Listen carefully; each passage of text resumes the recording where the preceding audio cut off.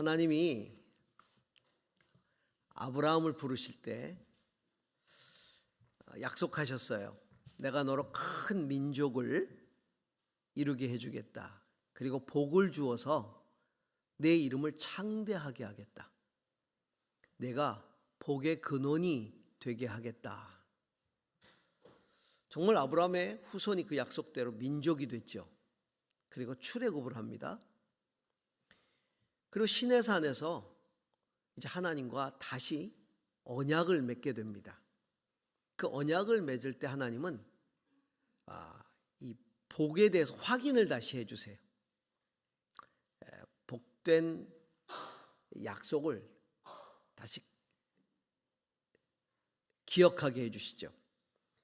출애굽기 19장 4절에서 6절을 보시기 바랍니다.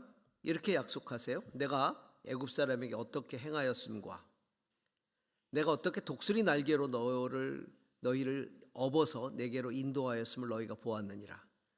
세계가 다 내게 속하였나니 너희가 내 말을 잘 듣고 내 언약을 지키면 너희는 모든 민족 중에서 내 소유가 되겠고 너희가 내게 대하여 제사장 나라가 되며 거룩한 백성이 되리라. 너는 이 말을 이스라엘 자손에게 전할지니라. 하나님과 특별한 관계를 맺는다는 것은 특별한 복을 받아 누린다는 것이죠. 우리 부모와 자녀가 특별한 관계에 있습니다. 그래서 부모들은 어떻게든 자녀들을 복되게 하려고 애를 쓰죠. 좋은 것을 먹이고 입히고 필요한 것을 공급해주고 가르치고 미래를 보장해주고 부모이기 때문에 그렇게 합니다. 이것처럼 하나님의 자녀인 성도는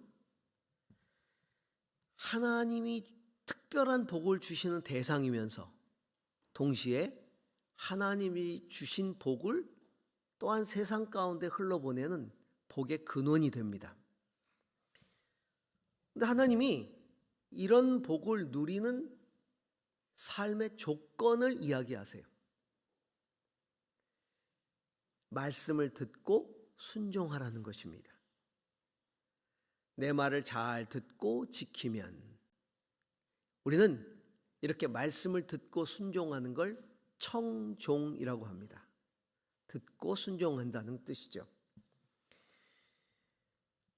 이렇게 하나님의 복을 누리는 생명의 삶을 살려면 우리는 말씀을 청종하는 삶을 살아야 합니다. 오늘 우리는 이 청종하는 삶을 좀 더 깊이 묵상하고자 합니다.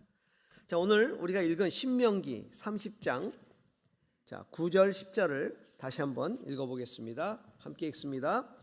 내가 내 하나님 여호와의 말씀을 청종하여 이 율법책에 기록된 그의 명령과 규례를 지키고 내 마음을 다하며 뜻을 다하여 여호와 내 하나님께로 돌아오면 내 하나님 여호와께서 내 손으로 하는 모든 일과 내 몸의 소생과 내 가축의 새끼와 내 토지 소산을 많게 하시고 내게 복을 주시되 곧 여호와께서 내 조상들을 기뻐하신 것과 같이 너를 다시 기뻐하사 내게 복을 주시리라.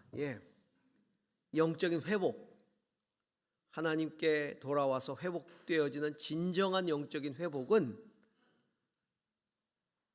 하나님의 말씀에 진정으로 귀를 기울이는 그리고 순종하는 이 청종함이 회복되는 것이다 라는 겁니다. 모세는 이스라엘 백성들이 가나안 땅에 들어가기 전에 본인은 이제 못 들어갈 걸 알고 있지만 그러나 들어가기 전에 이제 들어가서 가나안 땅에 들어가 살아갈 이스라엘 백성들이 받을 복과 저주의 갈림길을 이야기합니다. 그 갈림길은 바로 말씀에 대한 태도에 있다. 하나님의 말씀을 어떻게 대하느냐가 복과 저주의 갈림길이다라는 것이죠. 자, 신명기 28장 1, 2절을 다 같이 한번 읽어보겠습니다. 함께 읽습니다. 내가 내 하나님 여호와의 말씀을 삼가 듣고 내가 오늘 내게 명령하는 그의 모든 명령을 지켜 행하면 내 하나님 여호와께서 너를 세계 모든 민족 위에 뛰어나게 하실 것이라. 내가 내 하나님 여호와의 말씀을 청종하면 이 모든 복이 내게 임하여 내게 이르리니. 그렇죠. 청종하면 복의 길이다. 반면에 28장 15절 함께 읽습니다. 내가 만일 내 하나님 여호와의 말씀을 순종하지 아니하여 내가 오늘 내게 명령하는 그의 모든 명령과 규례를 지켜 행하지 아니하면 이 모든 저주가 내게 임하며 내게 이를 것이니. 하나님의 말씀을 청종하지 않을 때는 저주가 임한다는 것이죠. 근데 그 저주 중에 하나가 이방인들에게 포로로 잡혀가는 거예요. 특별한 관계를 하나님과 맺었지만 이방인에게 포로가 될 것이다. 오늘 식으로 표현하면 세상에 끌려다닐 것이다. 세상의 지배를 받을 것이다. 그렇게 해석을 해도 되겠습니다. 그렇지만 그 가운데 다시 회개하고 주의 말씀을 청종할 때 하나님은 다시 돌아오게 하실 것이고 모든 복을 회복시켜 주시겠다고 약속하시는 거죠. 말씀에 청종할 때 복이 회복된다. 복을 주시죠. 그런데 좀 더 근본적으로 살펴보면 말씀을 청종할 수 있는 그 자체가 복인 것이죠. 말씀을 청종할 때 주시는 복도 있지만 말씀을 들을 수 있고 순종할 수 있는 것 자체가 복인 거예요. 이스라엘 백성들이 이방 땅으로 흩어졌을 때 그들이 겪는 가장 큰 고통이 있었다면 말씀을 들을 수 없었다는 거예요. 더 이상 예배할 수 없었다는 것이죠. 가끔 예배를 드릴 때 처음 보시는 분인데 이렇게 예배 오셔가지고 계속 울고 계시는 분이 있어요. 종종 있어요. 그러면 인도하는 사람으로서 또 설교하는 사람으로서 저분이 무슨 큰 아픔이 있나? 집에 무슨 큰 문제가 있나 보다. 기도 제목이 있나 보다. 이런 생각이 들지요. 나중에 이제 인사를 하면서 이렇게 악수를 나누면 그 얘기를 하세요. 안 믿는 집으로 결혼을 해서 시집을 갔는데 믿을 수가 없어서 몇십 년 동안 교회를 못 나갔다는 거예요. 근데 마음이 너무 힘들고 삶이 너무 고난이 많아서 도저히 이제 더 이상 믿지 않고는 견딜 수 없어서 나왔다는 거예요. 몇십 년 만에 나왔는데 앉자마자 눈물이 쏟아지기 시작했다. 그래서 끝날 때까지 그렇게 울었다고 그렇게 이야기하는 것이죠. 여러분, 예배할 수 있는 것, 말씀을 들을 수 있는 것, 이게 얼마나 큰 축복입니까? 오늘 영화 보시겠지만 저 북한의 이야기죠. 말씀을 들을 수 없고요. 읽을 수조차 없죠. 그렇게 애타하는 지하교회 성도들이 있고 또 말씀을 읽다가 발각돼가지고 처형당하고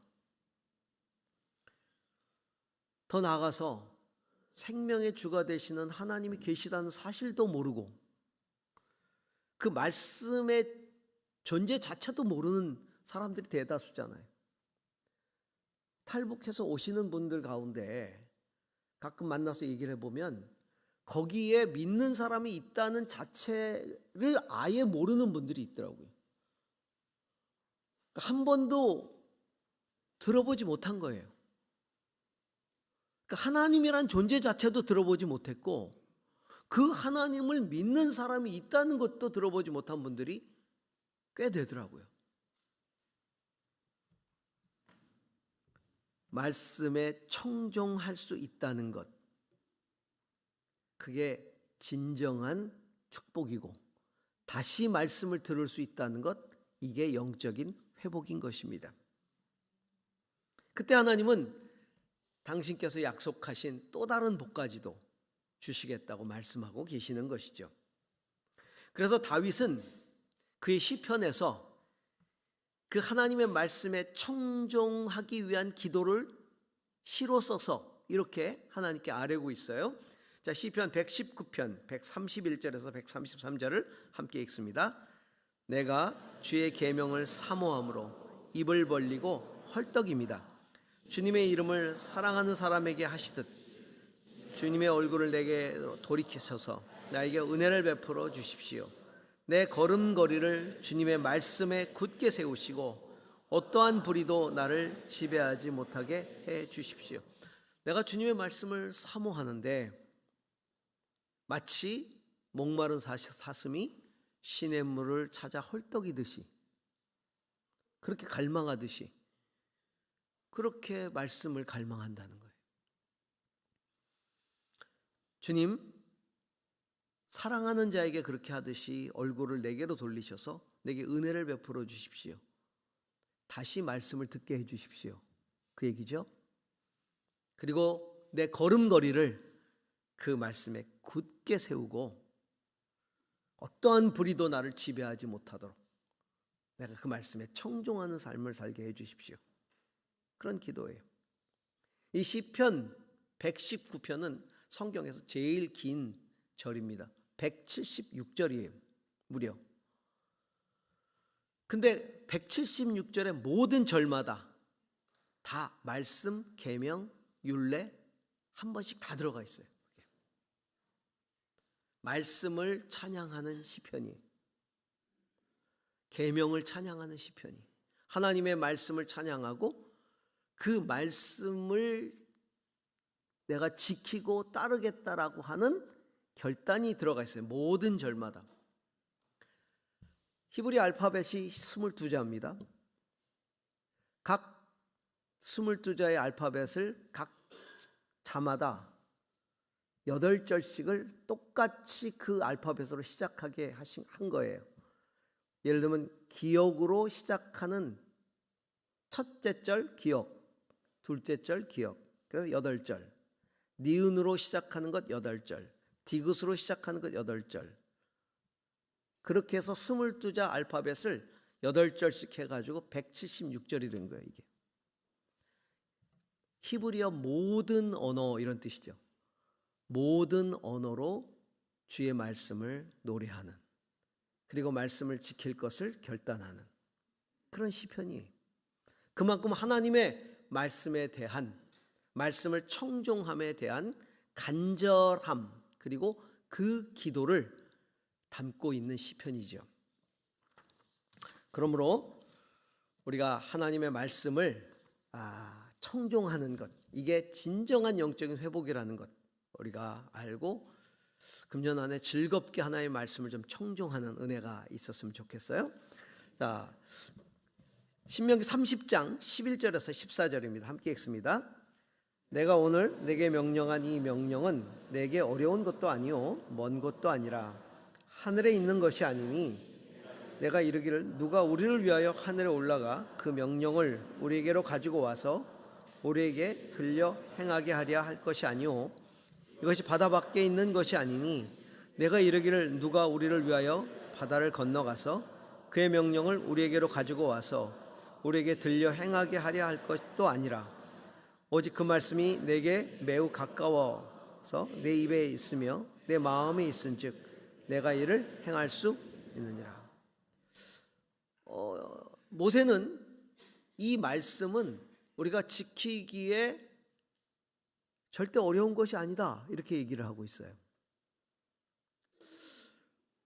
사실은 지키기 어렵죠. 그렇죠? 10계명도 지키기 어려워요.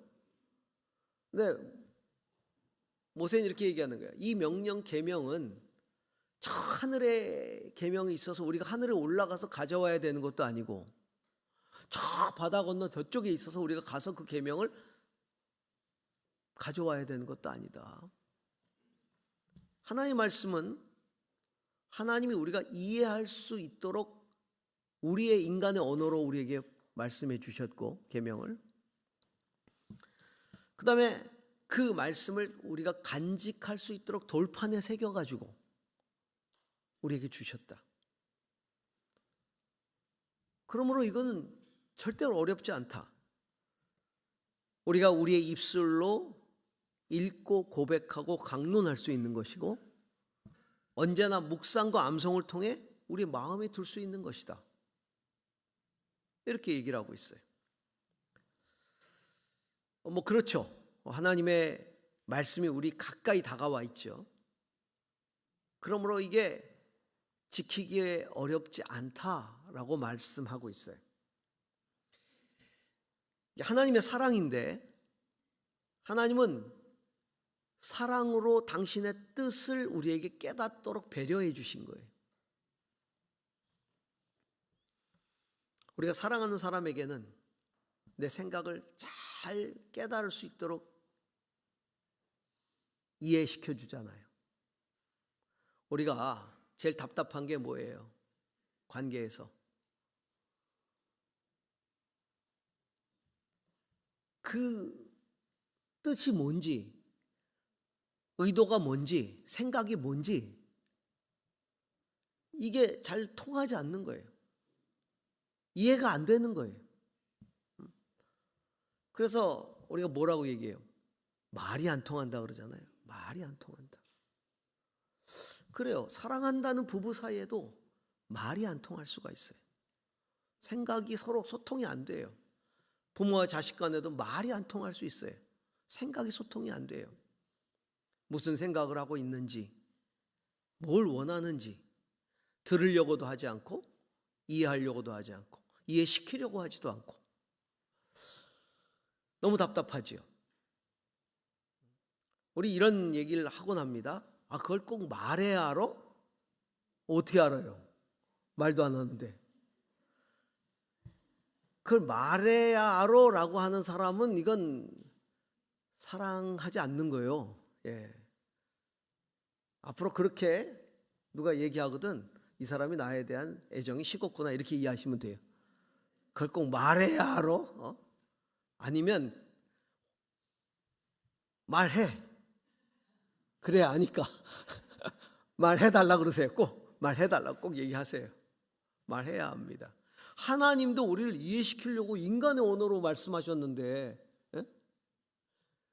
신비로운 무슨 하늘의 말이 아니라 인간의 언어로 이해시키고 그것도 적어가지고 돌판에다 적어가지고 주셨잖아요. 그렇게 하셨는데 근데 왜 이스라엘 백성들이 말씀에 청종하지 않아서 징계를 받고 이방 땅으로 잡혀갔을까요? 그렇게 지키기 쉽도록 해주셨는데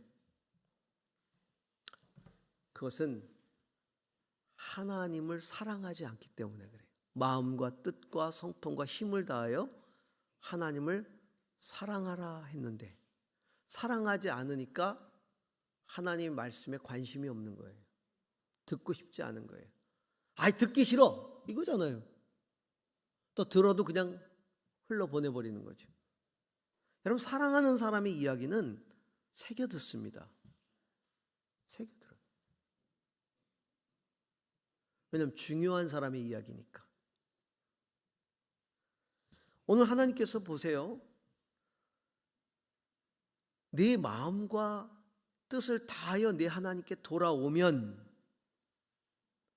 내 마음과 뜻을 다하여 하나님께로 돌아오면 이거 마음과 뜻과 성품 하나님 사랑하라는 말에 들어있는 거잖아요.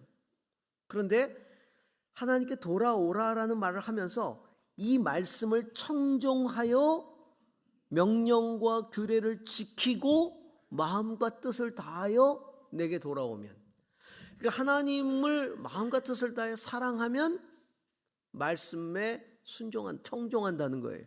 그게 하나님께로 돌아오는 거예요. 그들이 정말 하나님을 사랑했다면 이 말씀에 청종했을 겁니다. 청종함의 기본은 하나님 사랑이에요. 하나님 사랑. 사도 바울은 율법학자였어요. 그는 누구보다도 하나님 사랑한다고 생각했어요. 그리고 말씀을 다 지켜 행했죠. 아까 제가 사실은 뭐 쉽다고 했지만 쉽지 않다. 10계명도 지키기 어렵다. 계명이 613개거든요. 613개를 어떻게 지킵니까?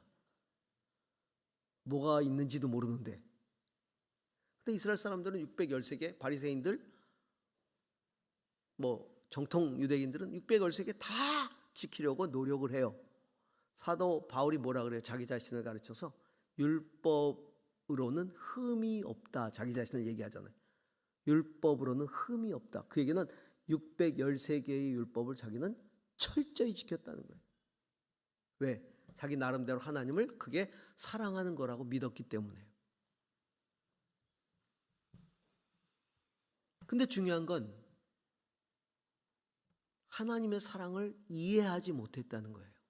잘못된 사랑, 자의적인 사랑을 했다는 것이죠. 자기중심적인.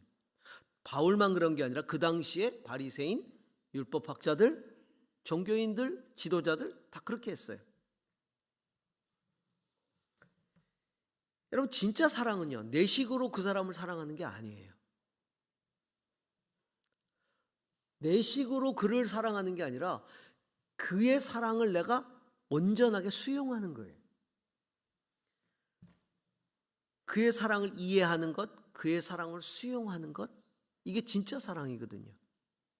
하나님이 세상을 사랑하셔서 독생자를 보내셨어요. 율법의 모든 613개의 모든 율법이 예수 그리스도를 통해 이 땅에 완성된 거예요. 그 예수 그리스도를 믿음으로 말미암아 구원을 얻게 하신 것이 하나님의 사랑이었어요. 그런데 그 613개의 율법을 다 지키면서도 하나님의 사랑을 이해하지 못해서 그렇게 사랑으로 보내신 하나님의 아들을 가장 극렬하게 부인하고 거부했던 자들이 그 율법을 그렇게 지키는 종교 지도자들이었어요. 십자가에 죽였잖아요. 그 중에 하나가 사도 바울 아닙니까? 사도 바울도 예수가 그렇게 죽은 것에 대해서 당연하다 생각을 했던 사람이.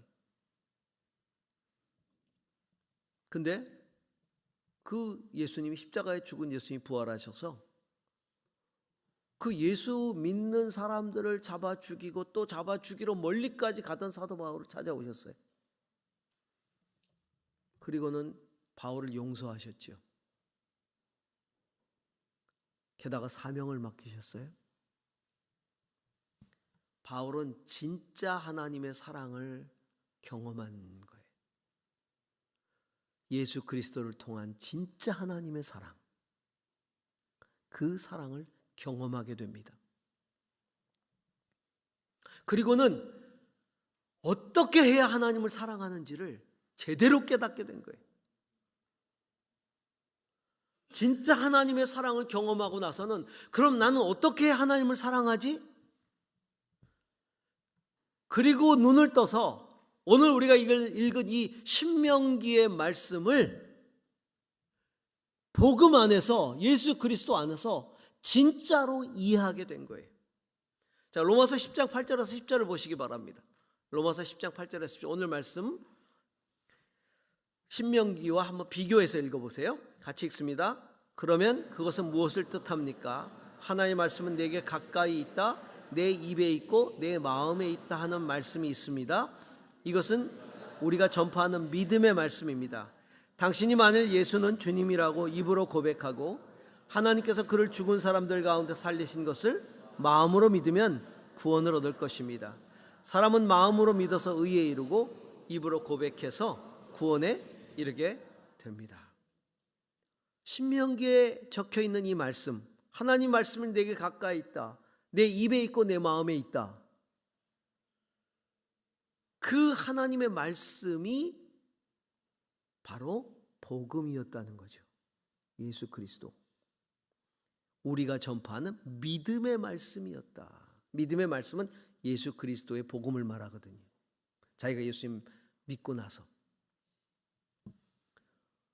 그러므로 입에 가까이 있고 마음에 가까이 있다는 것이 무엇인지를 깨달았는데 그것은 예수 그리스도가 나의 주님이라고 입술로 고백하는 것이며 내 마음으로 온전하게 믿는 것이다. 그 예수님이 나를 대신해서 십자가에 죽으시고 부활하셨다는 사실을 내가 마음에 믿는 것이다. 그래서 마음으로 믿어 의에 이르고 입으로 신하여 구원에 이르게 된다. 그러니까 결국은 말씀을 청종하는 것의 시작이 무엇이다? 복음을 수용하는 것이다. 복음을 받아들이는 것이다. 예수 그리스도를 받아들이는 것이 말씀에 청종하는 것의 시작이다라는 겁니다. 마음으로 믿어 의에 이르고 입으로 신하여 구원을 얻는. 바울은 자신이 그 모든 율법을 철저히 지키려고 애를 썼어요. 그래서 자기는 율법으로는 흠이 없지만 그럼에도 불구하고 자신이 죄인임을 그는 어찌할 수 없는 것이죠.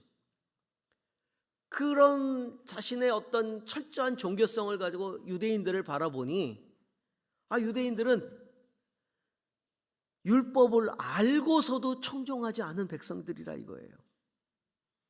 그래서 로마서 2장 23절에 율법을 자랑하면서도 왜 율법을 어겨서 하나님을 욕되게 합니까? 라고 꾸짖고 있잖아요. 유대인들은 율법이 있다고 자랑은 하는데 왜 율법을 어겨서 하나님을 욕되게 합니까? 그러니까 의에 이를 수 없다는 것이죠. 의로워질 수 없다는 겁니다. 그래서 하나님이 율법을 대신할 수 있는, 의로워질 수 있는 하나님의 의를 나타내셨는데 그것이 바로 복음이다. 예수 그리스도에 대한 믿음이다. 로마서 3장 21절에서 22절을 보시기 바랍니다. 그러나 이제는 율법과는 상관없이 하나님의 의가 나타났습니다. 그것은 율법과 예언자들이 증언한 것입니다. 그런데 하나님의 의는 예수 그리스도를 믿는 믿음을 통하여 오는 것인데 모든 믿는 사람에게 미칩니다. 거기에는 아무 차별이 없습니다. 그 하나님의 의를 수용하는 것이 청종함의 시작이다. 청종함의 시작. 사랑하는 성도 여러분, 이 복음의 진리를 마음으로 믿으시기 바랍니다. 그리고 입으로 시인하시기 바랍니다. 예수 그리스도가 나의 주님이라는 사실 입으로 시인하고 예수 그리스도께서 나를 위해서 십자가에 죽으시고 부활하셨다는 이 놀라운 말씀을 마음으로 믿으시기 바랍니다. 자, 그렇게 내가 믿음을 가지고 말씀을 청종하는 삶을 시작했다면 그 다음은 어떻게 해야 됩니까? 야고보 사도가 우리에게 그것에 대해서 이야기해 주고 있습니다. 자, 야고보서 1장 20절 21절 같이 한번 읽어볼까요? 21절 22절 같이 읽습니다. 그러므로 모든 더러운 것과 넘치는 악을 내버리고 너희 영혼을 능히 마음에 심어진 말씀을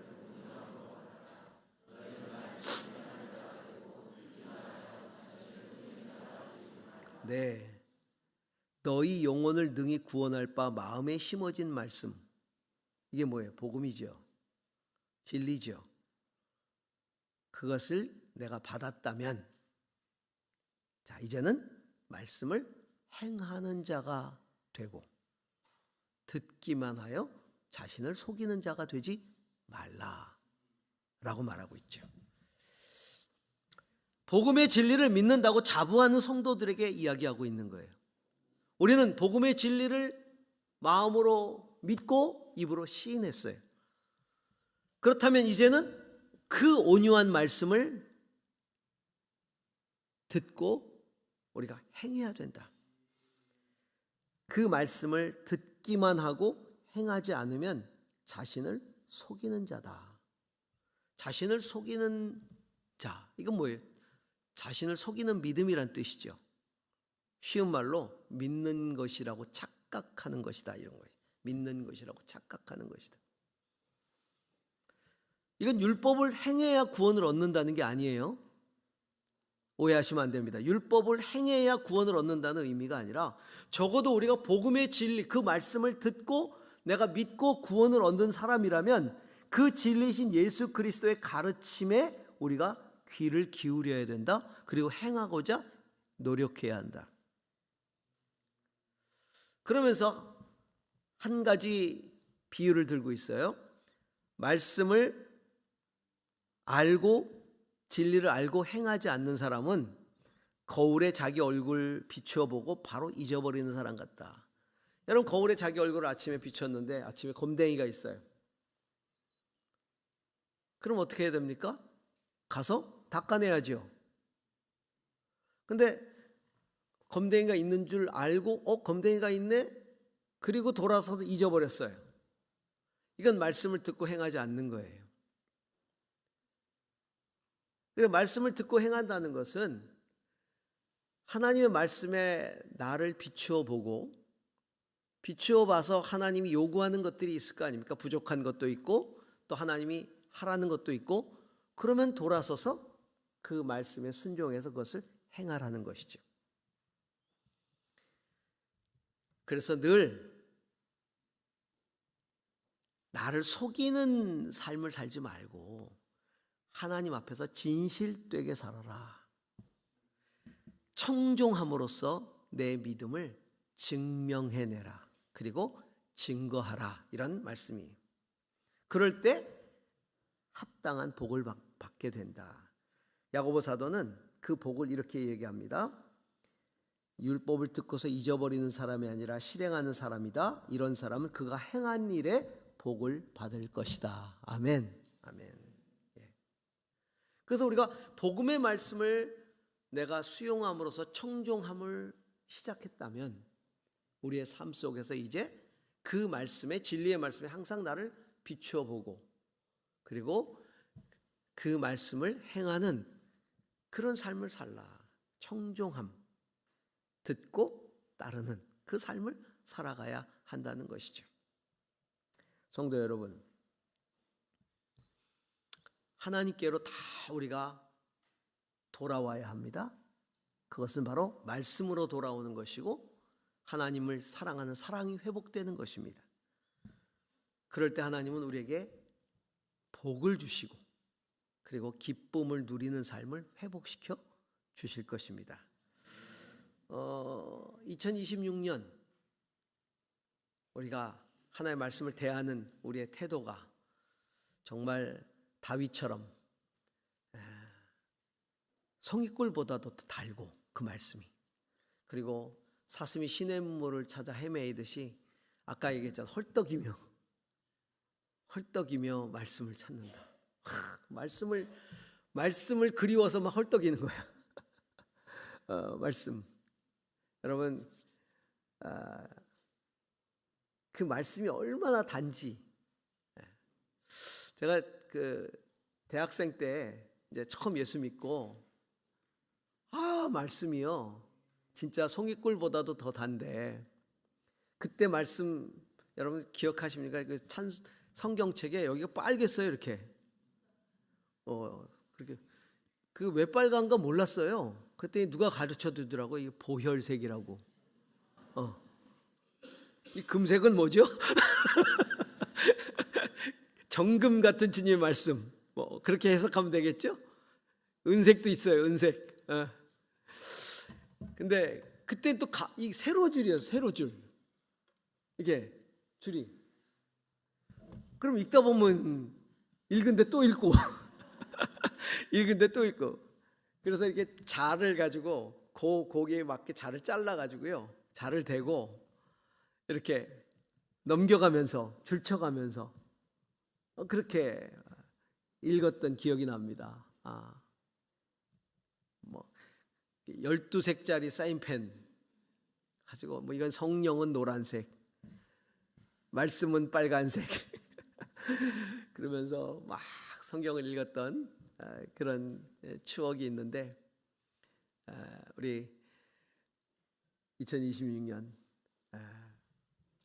그 말씀을 갈망하는 그 기쁨을 다시 회복하고 그 말씀에 청종함으로써 하나님이 주시는 큰 복을 받아 누리는 저와 여러분이 될 수 있기를 주의 이름으로 축원합니다. 아멘. 자, 저를 따라서 한번 이 기도해 보십시다. 다시 살리사 청종하게 하소서. 다시 청종함으로 기뻐하게 하소서. 예, 기도하겠습니다. 하나님, 말씀을 듣게 하시고 깨닫게 하시고 따를 수 있는 은혜를 주셔서 감사합니다. 특별히 그 말씀이 예수 그리스도의 복음을 통해 우리 입술에 있고 마음에 있을 수 있도록 정말 어렵지 않게 구원의 진리를 받아들일 수 있게 하신 것 감사합니다. 하나님 주신 말씀 간직하면서 오늘도 그 하나님의 가르침에 귀를 기울이고 행하는 저희들이 되게 하옵소서. 그 기쁨이 우리 안에 충만케 하옵소서. 예수님 이름으로 기도합니다.